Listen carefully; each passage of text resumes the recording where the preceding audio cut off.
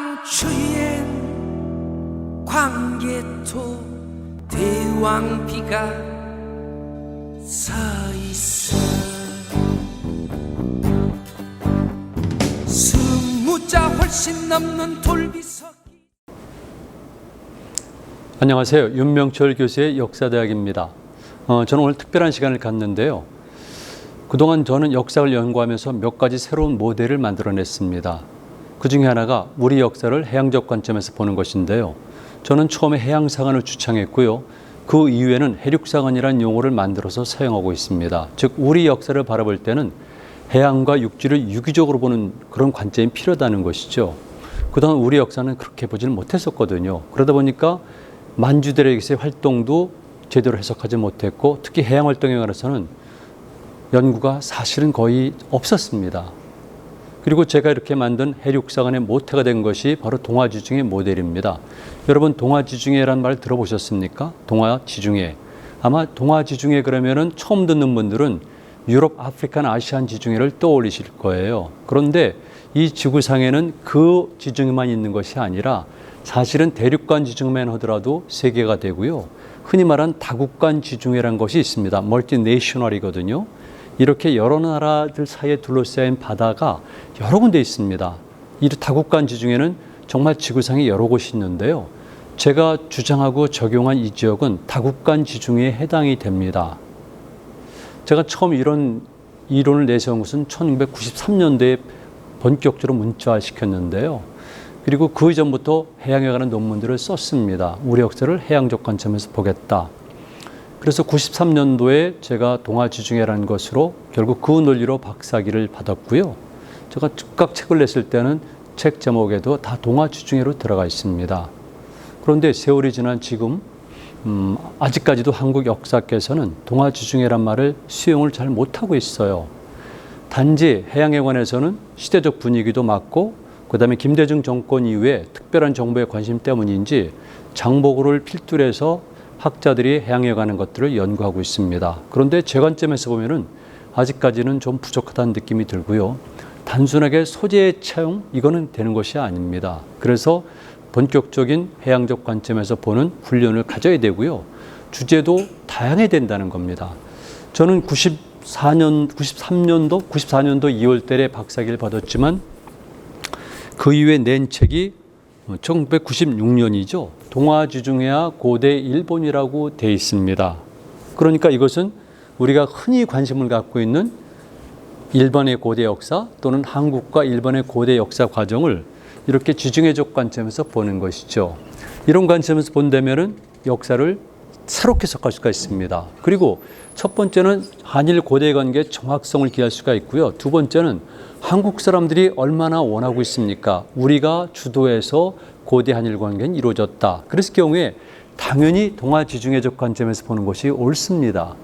그래서 이미 96년도에 제가 발표했는데 이것도 역시 학자들에 의해서 잘 수용이 안 되고 있어요. 이것도 나중에 시간이 나면은 제가 고대 한일 관계사를 본격적으로 말씀을 드리겠습니다. 그리고 그 위에 여러 개의 책들을 냈는데 이를테면 한민족의 해양활동과 동아지중해라든가 기타 등등의 책이 있고요. 그 다음에 고구려 해양사도 마찬가지겠습니다만은 이거는 고대 동아지중해 해양활동사라는 제목의 책이죠. 이거는 저와 함께 중국에 있는 학자가 공동으로 쓴 책입니다. 기본적으로 원래 계획은 제가 쓴 동아지중해의 한국 해양사를 중국어로 번역하려던 것인데 중국 정부의 승낙이 결국은 나질 않았어요. 그러니까 제 기억에는 최소한도 4년 이상 걸렸는데도 결국 판정이 불합격으로 나서 이렇게 공조 형식을 통해서 중국에서 동아지중해 해양활동사라는 책을 출판하게 된 겁니다. 그 외에도 몇 가지가 있는데 이를테면은 고조선 문명과 해륙활동, 이것도 해륙활동이라는 제목에서 보시겠지만 동아지중해 모델을 갖고 한 것입니다. 그 외에도 여러 가지가 있고 특히 여러분들이 보시는 이 책은 베트남에서 나온 책인데 베트남어로 되어 있습니다. 여기에는 우리 한민족의 해양활동사를 동아시아 지중해적 관점에서 본 내용입니다. 역시 제가 쓴 책을 베트남의 학자가 번역한 것이죠. 이제 세월이 변하고 있습니다. 세월이 변하고 있기 때문에 한국 역사학계도 해양에 대한 관심들을 갖고요. 동아지중해라는 모델에 관해서도 눈을 돌리고 있습니다. 제가 이 자리에서 구체적으로 말씀드리면 아직은 본인들의 명예에 관한 것이기 때문에 구체적으로 말씀드리질 않지만 일부 학자들이 동아지중해라는 용어를 쓰고 있습니다. 특히 그 남쪽 지역에서 이 동아지중해라는 용어를 쓰고 있는데 대단히 유감스러운 것들은 특별한 것 그리고 특별한 이론, 남들이 안 한 이론, 이런 학문적 연구 성과는 언급해 주는 것이 학자의 도리인데요.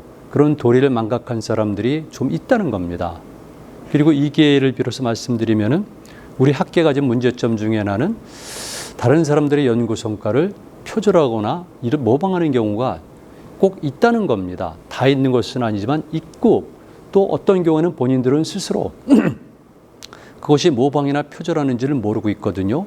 여기에는 중요한 메커니즘이 있지만 이런 부분들은 제가 한국의 지성계 그리고 특히 한국의 역사학계를 나름대로 판단하고 분석하고 비판할 때는 몇 가지 신뢰를 들어서 그렇게 되어가는 메커니즘도 설명하겠습니다. 자, 다시 이제 본론으로 들어가는데요. 저는 그래서 우리 역사를 해석할 때 동아지중해라는 모델을 만들었는데 이유가 있습니다. 제가 잠깐 살펴보는데요. 여러분들이 보고 계신 이 PPT는 사실은 제목이 좀 다릅니다. 해룡 문명론이라는 것인데요. 지금 21세기에 해룡 문명이라는 것이 왜 필요한가? 크게 보면 인류 문명사적인 문제고요. 그 다음에 조금 더 범위를 좁히게 되면 세계 질서의 재편과 연관이 되는 것이고요. 그리고 조금 더 좁히게 되면 동아시아의 질서와 연관이 되는 것인데 이런 부분들은 여러분들도 최근 이전까지는 크게 연결시켜서 생각하지 못했을 겁니다. 그런데 지금은 누구나 당연한 것을 보이고 있어요. 왜 그렇습니까?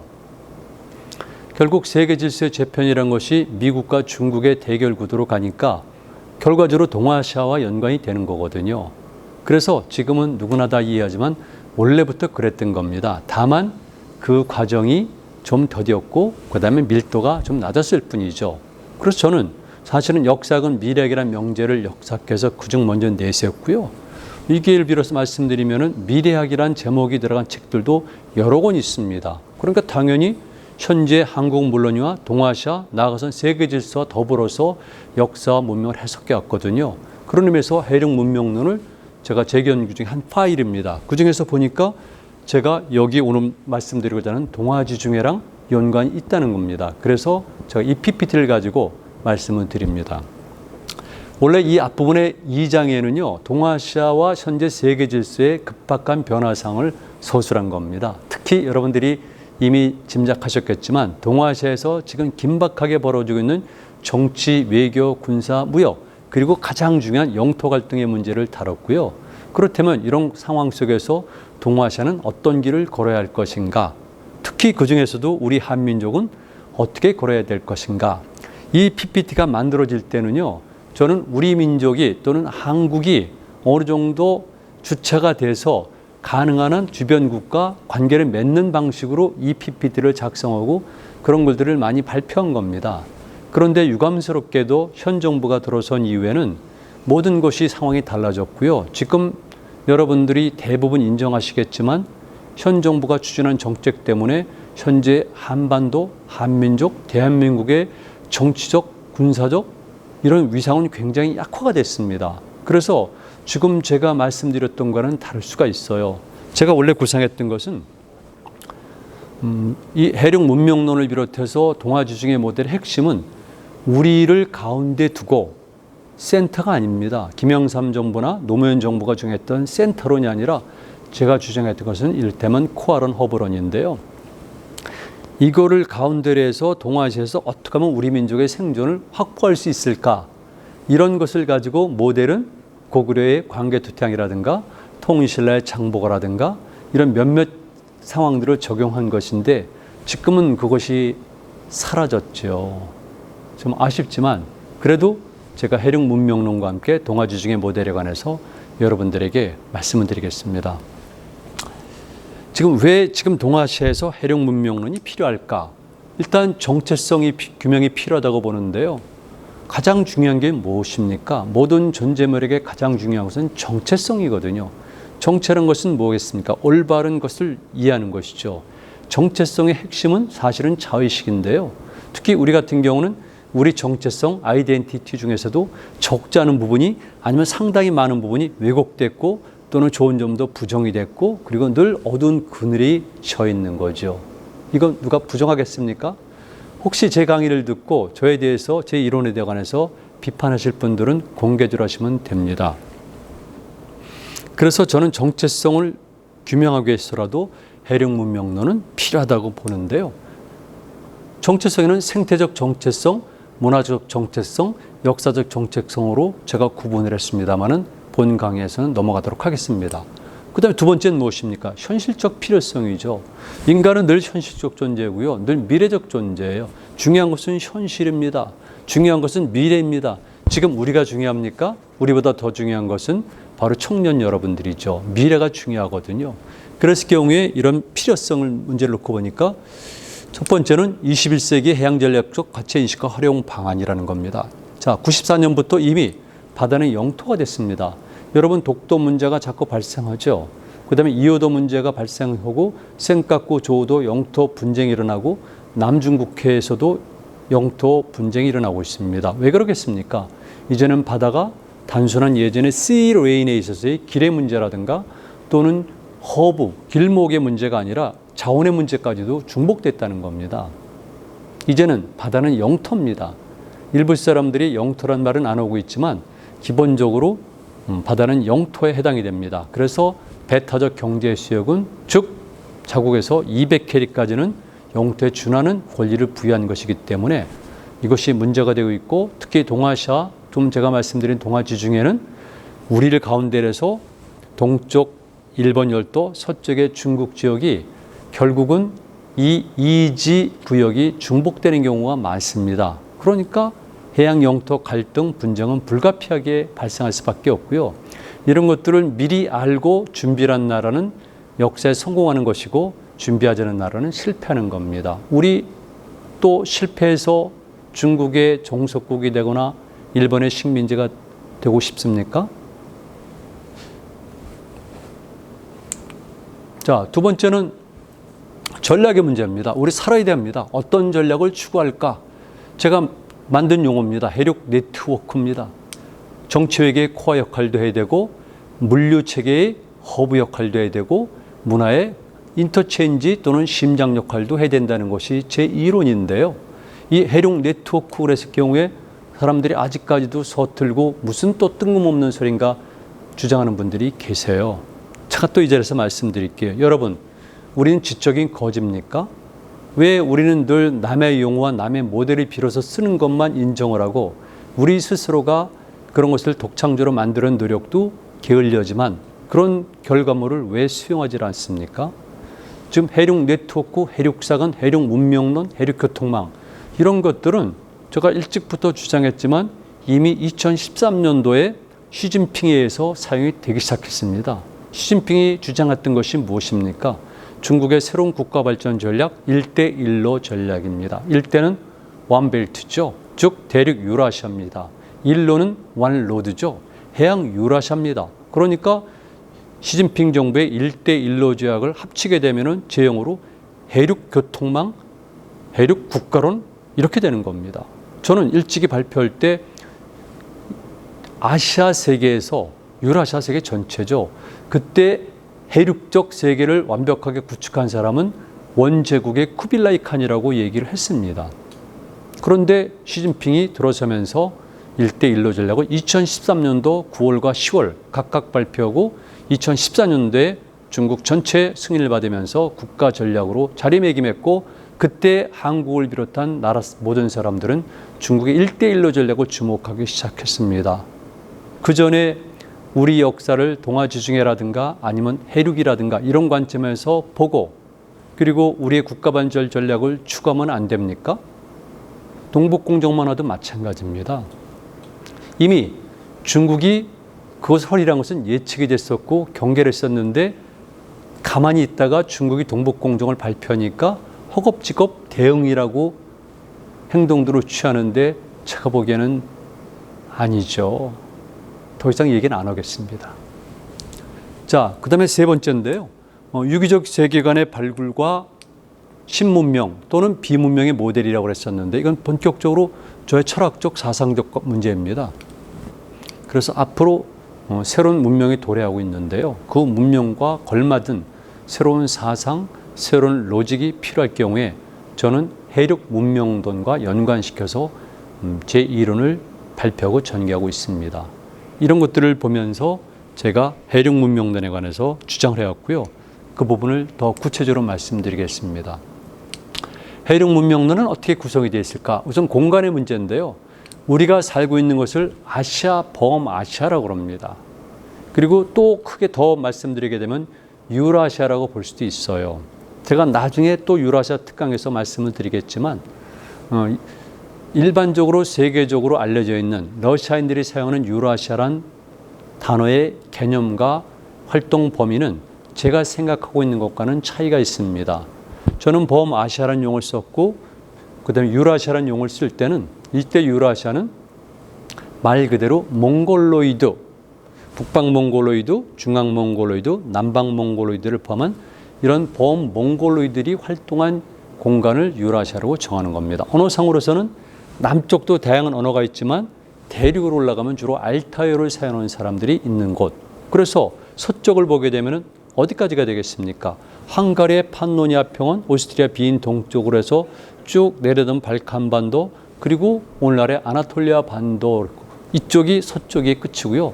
동쪽은 거의 우리가 파이스트 극동에 해당하지만 조금 더 가게 되면은 말 그대로 연해주 북부 지역이 있고, 연해주 북부를 딱 동쪽으로 가게 되면은 오츠크해가 있고, 오츠크해가 끝나는 곳에 있는 반도가 캄차카 반도라는 것이죠.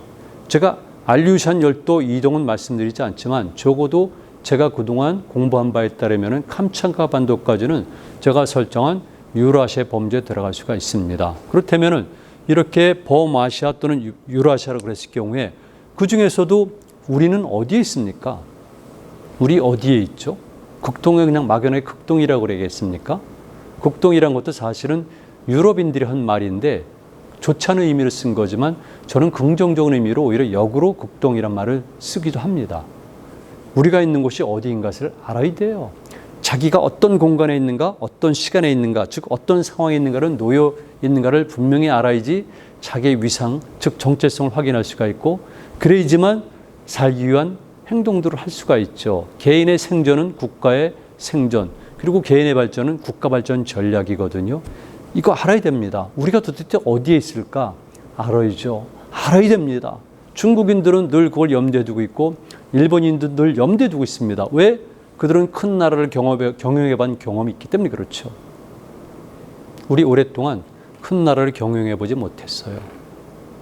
유감스럽게도 늘 주변부의 항상이 아니라 어느 시점 이후에는 주변부에 있었기 때문에 문화 자체도 그렇게 변질이 됐고, 이 조그만 땅덩어리에서 그늘이 들여온 이 지역에 사는 지식인들도, 지배계급들도 그런 사고를 못 갖는 거죠. 그 나름대로 의미가 있지만 중국이라든가 심지어는 일본이라든가 또는 더 큰 나라의 그런 지식인들과 비교할 때 우리가 유감스럽지만 그런 면에서는 질적으로 떨어진 거 확실합니다. 자, 동아시아를 봅니다. 그랬을 경우에 흔한 분류로 제가 동아시아, 동남아시아, 동북아시아로 유형화시켰는데요. 사실은 어렵습니다. 우리나라 학계에서는 아직까지도 동아시아의 범주에 관해서 통일된 견해가 없습니다. 그리고 동아시아란 말조차도 이미 아시아 세계, 동쪽 아시아 세계가 근대화되는 과정 속에서 여러 차례 변화를 거치면서 특히 일본이 주도했지만은 그리고 70년대에 와서 현재 우리가 사용하는 동아시아라는 개념으로 일단 알려져 있는데요. 그리고 동북아시아라는 개념은 사실은 동아시아보다 훨씬 늦게 되고, 제 기억이 정확하다면은 제가 공부한 것이 맞는다면은 90년대 들어오면서부터 특히 동북아의 경제권 문제가 중요해지면서 동북아시아란 말이 본격적으로 사용되기 시작한 겁니다. 동남아시아는 그 전에 동남아시아란 말이 없었어요. 사우스 이스트 에이시아거든요. 정확히 번역하면은 남동아시아인데요. 2차 세계대전 전 무렵에, 그 무렵에 미국군들이 그 지역에서 군사작전을 실시하고자 할 때 필요한 지명으로 붙인 것이 흔히 말하는 사우스 이스트 에이시아입니다. 이걸 동남아시아로 부르는 거죠. 무엇을 의미하는가?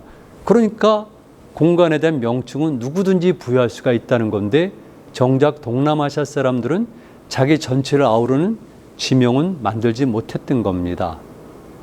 그리고 우리도 잘 몰라요. 역사학자들이 말한 동아시아 개념과 정치학자들이 말하는 동아시아의 범주가 경제학자들이 얘기하는 동아시아의 범주가 달라요. 그러니까 말 그대로 우리가 지식인들로서 하나의 담론을 설정한다면은 특히 우리의 생존과 직결된 국가 발전과 연관시킨다면은 당연히 동아시아의 범주에 관해서 우리 공통된 의견을 가져야지만 된다는 겁니다. 이것 하나 못하고 있습니까?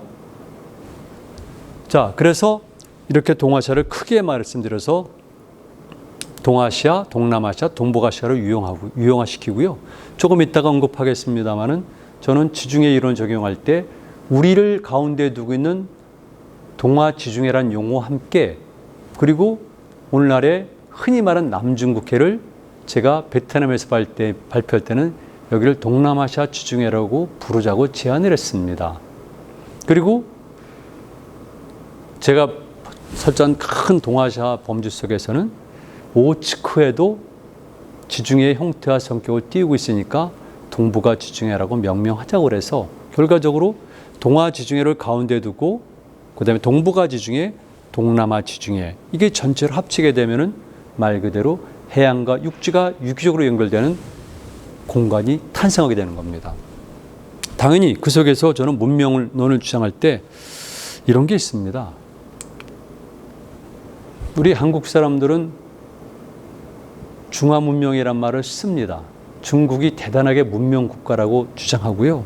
흠모에 맞지 않고 지금도 마찬가지로 중국에 관해서 사대적인 근성을 갖고 있어요.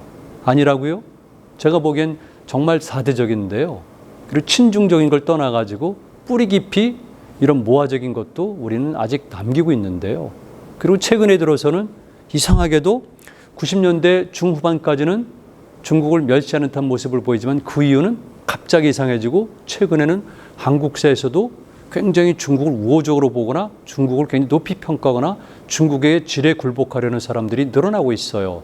저는 현 정부도 그런 면에서는 문제가 있다고 봅니다.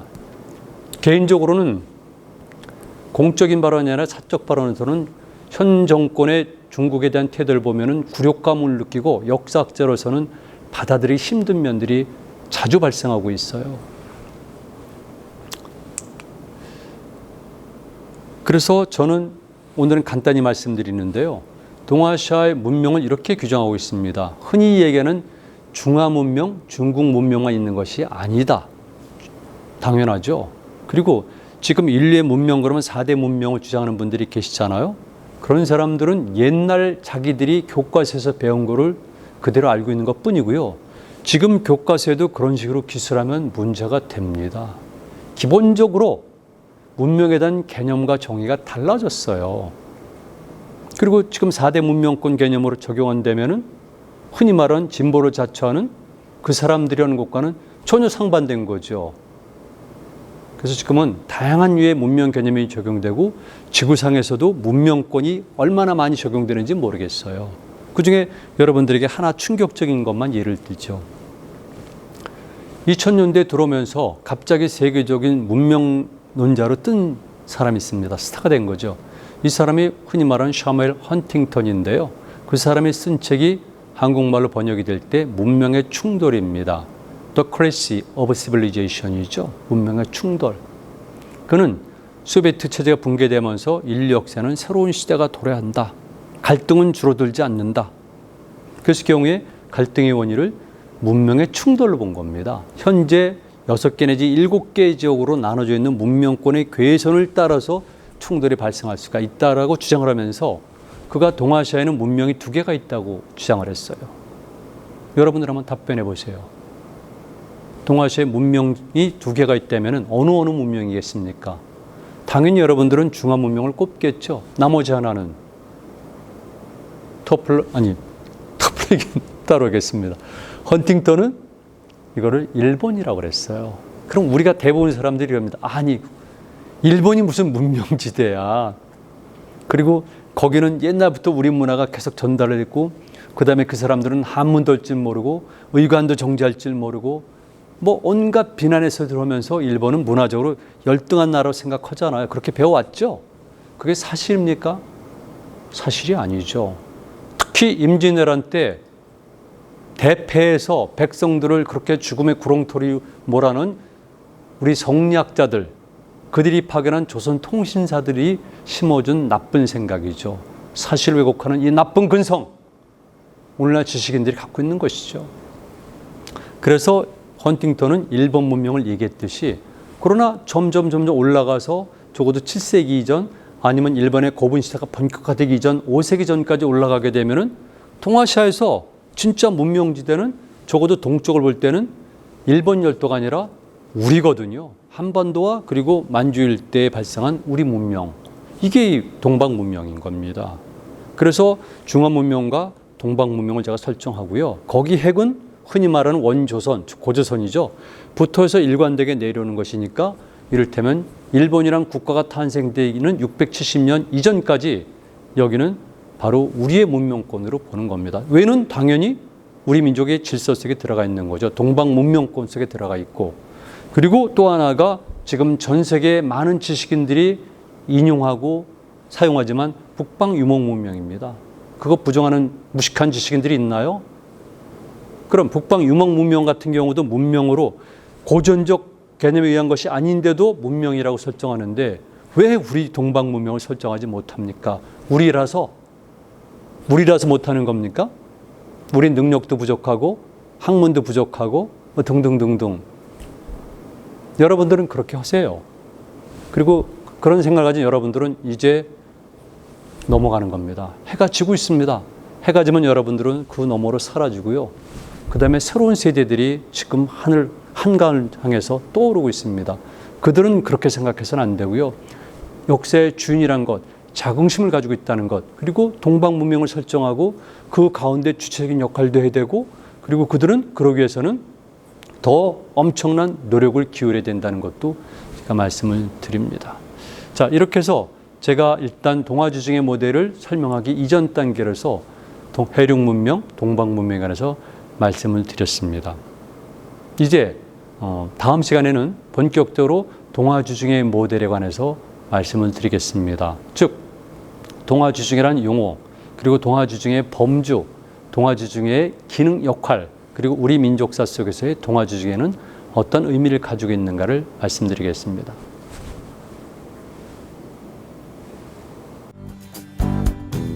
5000년을